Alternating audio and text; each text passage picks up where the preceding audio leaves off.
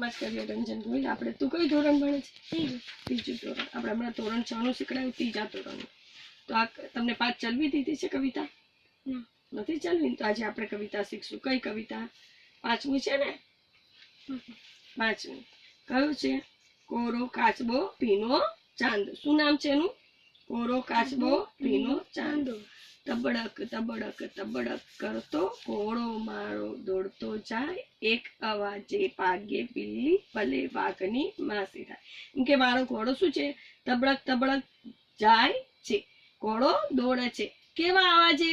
બિલ્લી. એનાથી અવાજથી કોણ ભાગી જાય છે? બિલ્લી. પણ બિલ્લી કેવી કહેવાય છે? વાઘની માસી. શું કહેવાય છે? વાઘની માસી. ઊંચા જાડા હાથી પાય સૂંઢ હલાવતા હાલ્યા જાય. ઊંચા જાડા શું છે? હાથી પાય છે, પણ શું કરે છે? સૂંઢ હલાવતા હાલ્યા જાય છે. મારો ઘોડો જાય એટલે તબડક કરતો જાય છે. એના અવાજથી બિલ્લી એટલે વાઘની માસી શું કરે છે? ભાગી જાય છે. ઊંચા જાડા હાથી ભાઈ છે, એ પણ સૂંઢ હલાવતા હાલ્યા જાય છે.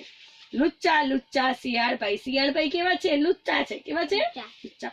સૌને છેતરીને ચાલ્યા જાય, બધાને છેતરી નાખે છે. સસલા ભાઈએ છલંગ મારી કૂદતા કૂદતા આપી જાય.